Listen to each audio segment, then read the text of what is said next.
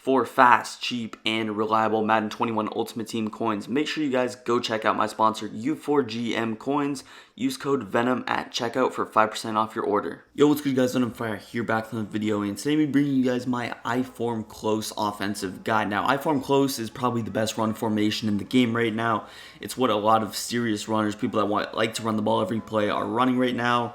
So I'm going to give you guys all my run tips, all my run plays, and how I like to use motion, flipping, audibling, all that stuff to get the best success out of this formation. As well as go over just a couple of pass plays, a couple of dots I have out of the formation. Now, I form close. We are in the Raiders playbook. We're going to be running stretched, halfback ISO, power O, and PA tight end leak. Now again, you have the halfback lead dive as well as the ISO. They're basically the same thing, so don't be too worried about that.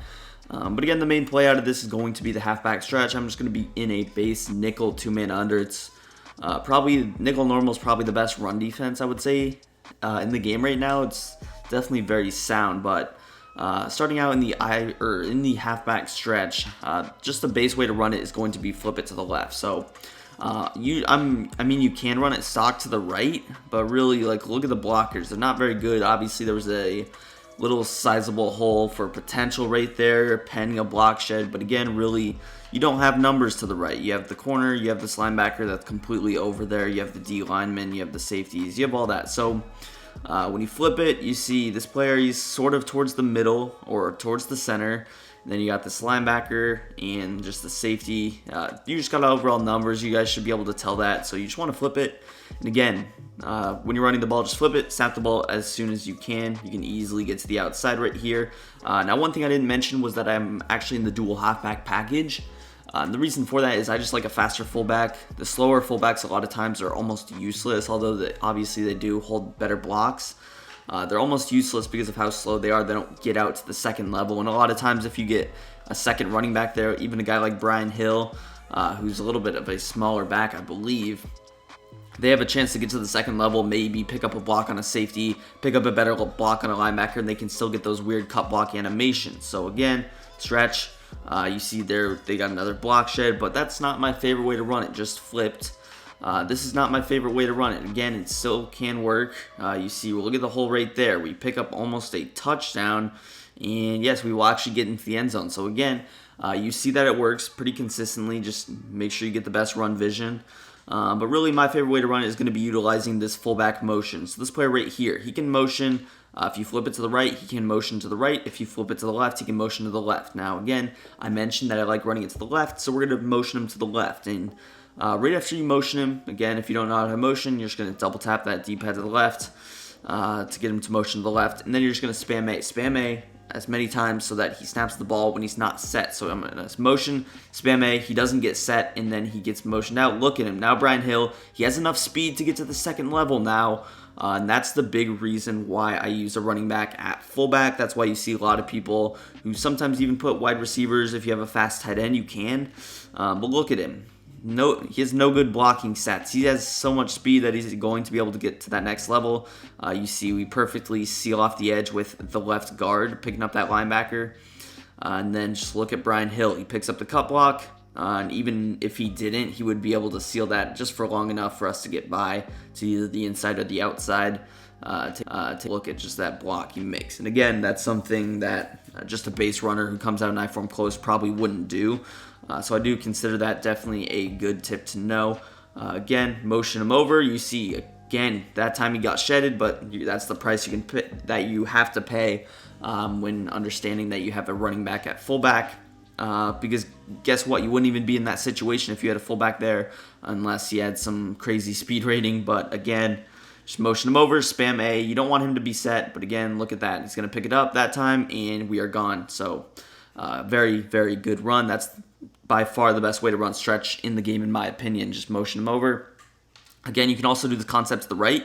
I can spam A, get him that little motion block, and you see we have potential for the stretch to the right, but more guys over there, you're giving more guys an opportunity to get a block shed, which is usually the case, especially right there. You see we did get lucky with a broken tackle, but if we didn't, we would have been tackled in the backfield. So again, I really dislike running stretch to that right-hand side more times than not. Again, if they're not in a symmetrical formation, as a nickel 3-3-5 wide, 3-3-5 nickel normal. You see the corners over there. You want to run, obviously, to the other side of the cornerback. Now, another way you can do it is to motion a receiver or a tight end. I actually prefer to motion a tight end over because you notice when I motion a tight end, actually, he does follow. So you kind of want to flip, I believe. If I flip, then he won't go ahead and follow over. So I'll just flip, and there you see, oh, I guess he did, but if you wanted to run stretch to the right, you could actually flip and then run it to the right like this, and I would get a lot better blocking. You see now we got better blocks. We moved that corner out of the way, and then you can run it to the right. Obviously, when you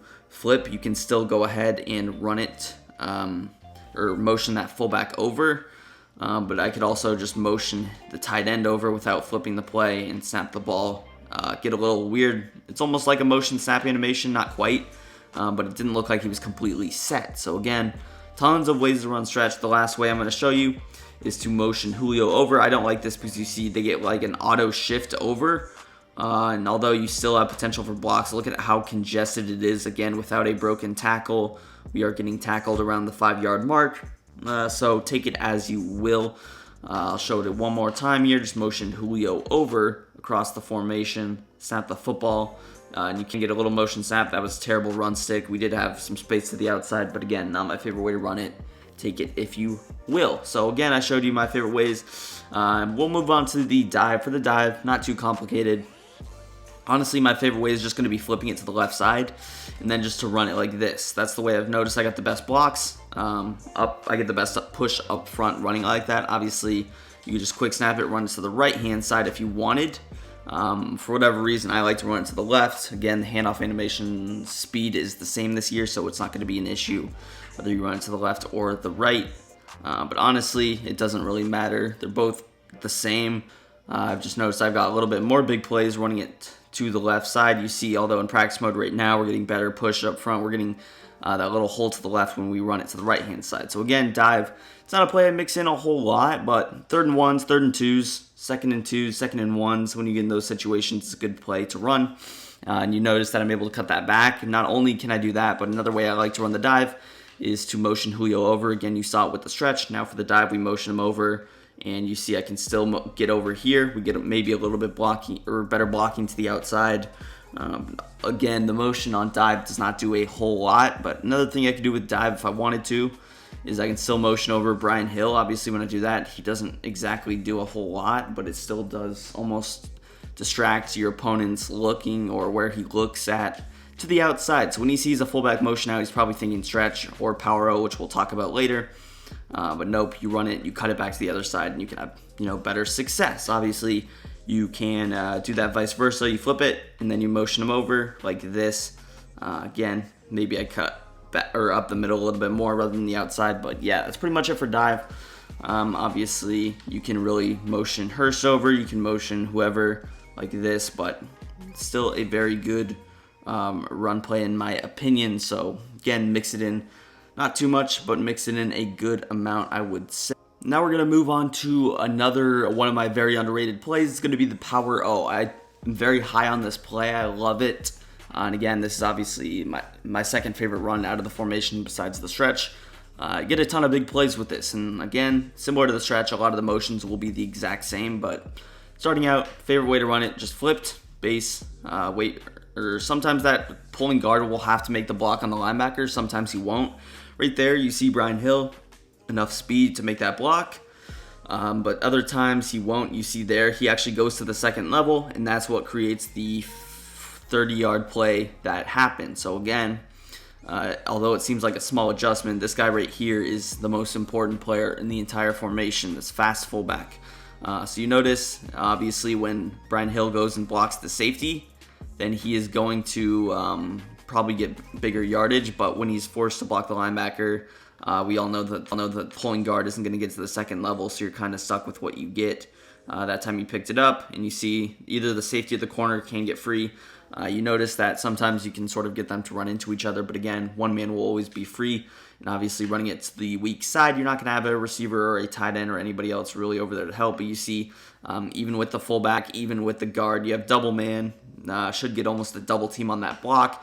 Even if he instant sheds the fullback, you got the guard right there, which you see he's doing a lot. So the sizable hole is still there to the left side. And again, you're forcing your opponent to almost play a symmetrical defense with how much you're going to flip. And again, just run to the weak side. Don't get cute. You can run it to the right side, obviously, if you want. But you notice I have to almost cut back, and it takes a little bit more stick work to manipulate the gaps rather than just getting a free hole to walk through like this. You see almost like 5 yards of separation on the inside. So again, I'm very high on this play. Obviously, same as the stretch, I like to motion this fullback over, spam A, and get him there. And the reason I put him in that little spot like a weak pro, I'm turning it into like a weak pro formation when you motion him over like that. As you see, that time he ran to the second level. It's almost a guarantee that he does that. And again, the guard, you're waiting on the guard to pick up that block. That time I actually forgot to motion. And again, you see, same result as before. Now we will go ahead.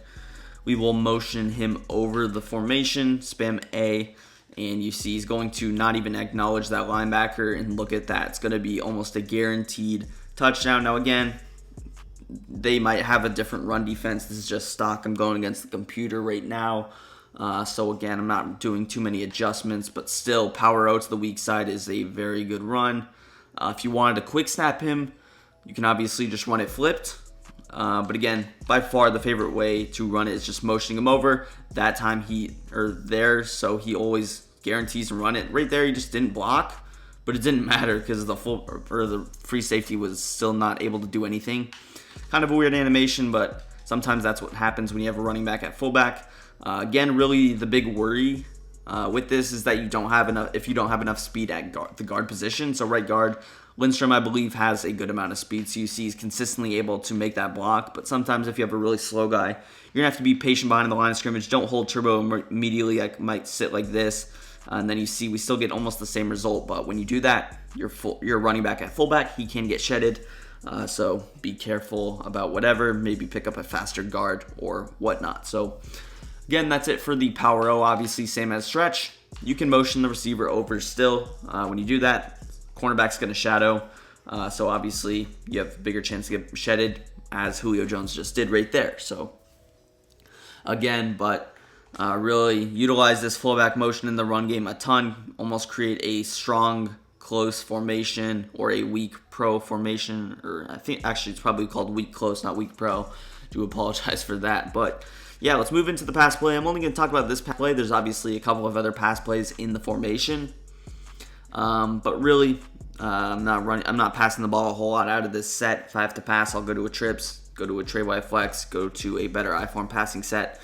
But yeah, for my first setup, what I like to do is just smart route X, smart route B, put A on a drag, and block my halfback. Or actually, what I like to do is probably put Y on a little option.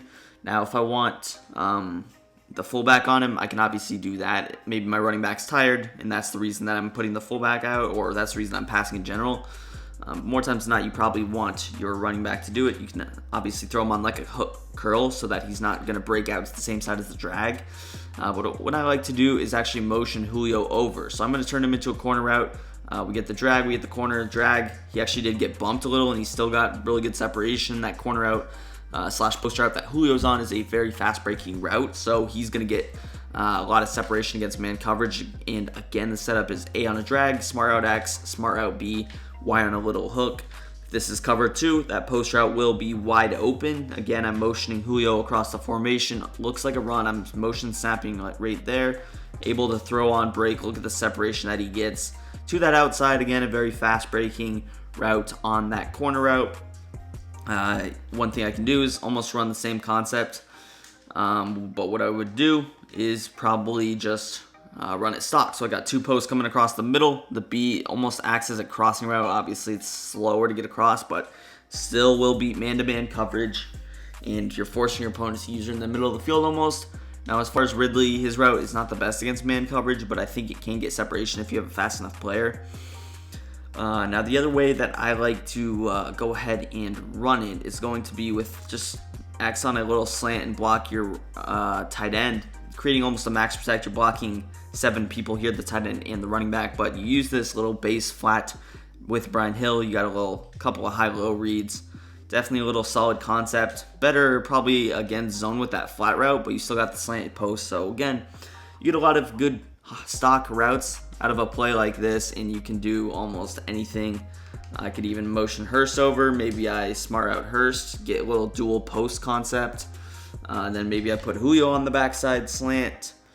Maybe X on a drag, who knows, but really you can do almost whatever. There's tons of great routes. You see Hayden Hurst gets really good separation on that almost weird post route, crosser type route. But yeah, it's pretty much going to do it for the video. If you guys enjoyed, hit this like button, hit the subscribe button if you're new, and follow me on Twitter. Link will be in the description. Peace, I'm out of here.